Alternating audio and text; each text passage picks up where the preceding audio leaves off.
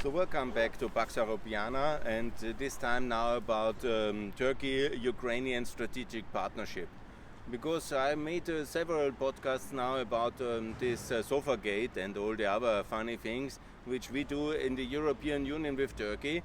And while we have so many important discussions, and then we somehow discuss about seating arrangements. I called already for Mr. Michel to resign, or at least to have only a 2.5-year term, because it's certainly enough for him. He has not proven a very capable operator. He is a bit of a chaos, yeah, if I may say so, and it's much better for him to resign and make the chair free for Mr. Ioannis, the president of Romania, who is a very capable president of one of our key member states, and he symbolizes very much what is necessary to do in Europe today. Focus on Eastern Europe, solidarity with Ukraine, and also Black Sea security. That's our key priority now in Europe. And what we see also is that he is simply, insecure, and, he was lucky to get it. Macron put him there, but 2.5 years are enough. So, despite all the things we have with Turkey, and they are ranging from Syria, Cyprus, Kosovo, to Caucasus, to migration, to economic stability in the Black Sea, security, the confrontation with Russia, we have not really managed a lot of these issues, unfortunately. But Ukraine and Turkey, they have managed. It's of highly significant meaning that there was this summit now between the two presidents, Zelensky and Erdogan, and they have agreed on a very much a deepening of the defense cooperation, the defense industry cooperation, building a navy for ships at least, then also exchanging the kind of exchange their defense technology for new tanks, for new airplanes, for new rockets. And so I'm calling now, because Europe doesn't want Ukraine in NATO, seems the big powers, Germany, France, are very reluctant, and so what is necessary now is to make a defense treaty like Turkey has with Azerbaijan, to make a similar defense treaty, defense arrangement with Ukraine. And basically Ukraine and Turkey building a military alliance, and that's the next step, and that America shall support, and also all the pro-European countries shall support that, and Ukraine and Turkey both, of course, as a reward to get the pegged currency towards the euro, to ensure stability of the two currencies in the upcoming confrontation with Russia, which to my view in some way will come to a climax now. Hopefully not a full-scale war, but there is now this moment of truth between our relations with Russia, and we need Turkey and Ukraine as the shields for the West, as the rocks of the West, and they both have to agree on a military alliance. This should be optimum, obviously, inside NATO.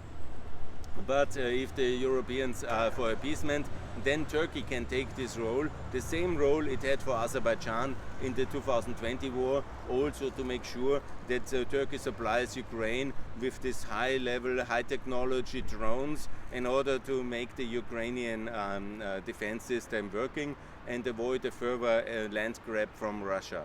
And this kind of partnership should be expressed in two ways. A military alliance, and also then the currency fixed to the euro, the Turkish and the Ukrainian currency.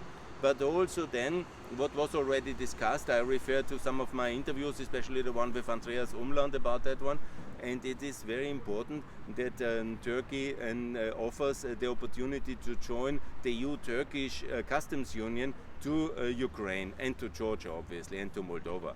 So these three countries should join the existing framework of the EU-Turkey customs union or form a similar customs union. You know how you name it, there can be a new, I'd call also for CEFTA to be the name of that, you know that.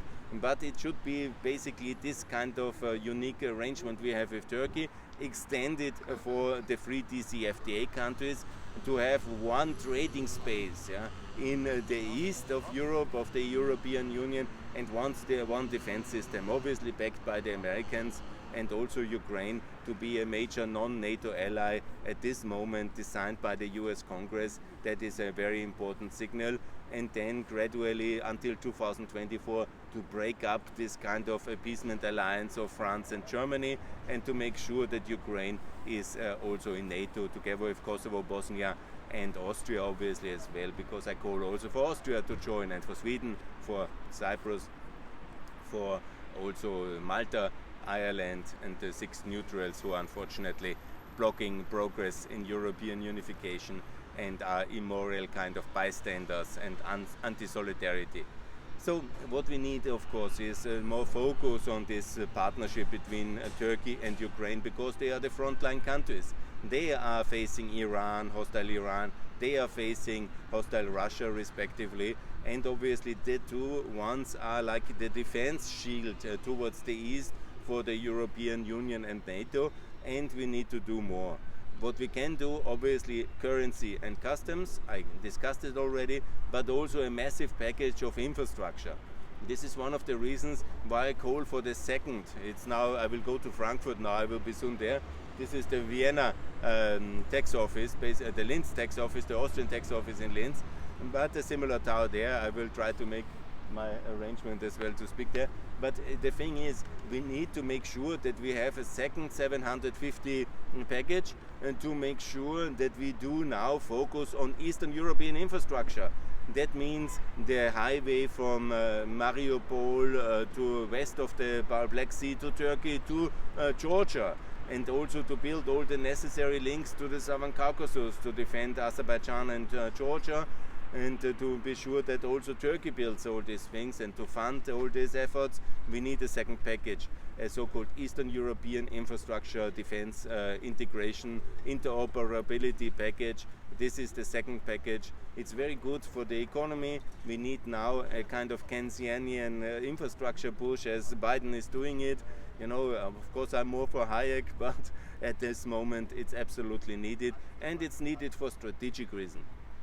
And strategy must always come first, security must always come first, so we need a new second kind of 750 billion package from the European Union to support the transformation of the infrastructure in energy, in digital, in railways, in also all telecom efforts, to make sure from Ukraine to Turkey to Georgia and Azerbaijan there's integration of our systems, obviously also in the Balkans, and obviously connected all with a Central European economic space. And so it's fully justified, because it will be like a big boost for the economy of these countries, but also for the European companies doing much of these projects obviously there. And it's what we need to make the internal market work digitally, and also in all physical transport of goods and people.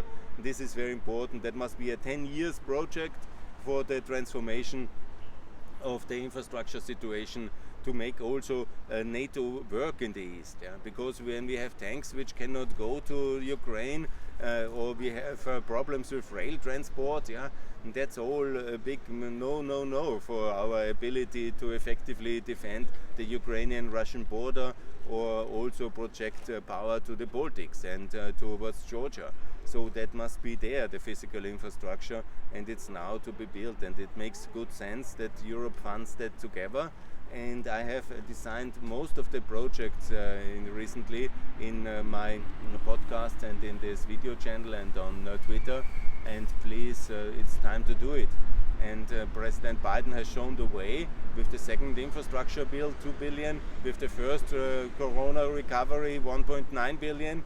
And I'm not asking for the same level, but at least the second package is what we have to do, and also to pump some support into this Turkish-Ukrainian alliance. So at least when we are not able to make the political strategic commitment to the security of Ukraine via NATO membership, at least we can build highways, we can build railways, we can build the energy integration of Ukraine completely into the European grid, the railway system completely in the European grid. That's a major 20 years project, and we have to start in 2 packages. And what I call basically what the German unity was done in infrastructure has now to be done from the Baltics to Bulgaria, from Mariupol towards Tbilisi and Baku. And that's now the task of the 2020s, and that needs to be done to prepare EU and NATO accession, and obviously the Euro as well. But most of all, that we celebrate the courage and leadership of the Turkish and Ukrainian authorities to unite in front of Russian and Iranian aggression. That's very important. That should be applauded. Yeah? We should and need to think first strategy and economics, and that's important. Obviously, that will have a huge positive effect also for human rights, but we should not let the human rights concerns and all these things somehow be in the way of our strategic security and of our economic reconstruction plans. Yeah? That's very important, and that's absolutely needed. And Ukraine, if you're a good ally, never forget, you should also recognize Kosovo. I made a specific 2 podcasts about it if you want to listen, Pax Europiana, why Ukraine should do that, but it's quite logical that it's now time to get it done. Kosovo has these new institutions now formed, so it's the perfect moment to go ahead, Ukraine, to recognize Kosovo and then pave the way for this partnership, a real strategic alliance between Ukraine and Turkey, and so we can face Russian aggression together, united. And the irresponsible neutralists in Europe, they appease us from France to Vienna to Helsinki, and they are sidelined by the facts on the ground between the real important powers, Ukraine, Turkey and America, who work together to defend Europe from Russian aggression. So, for peace, but peace needs to be defended.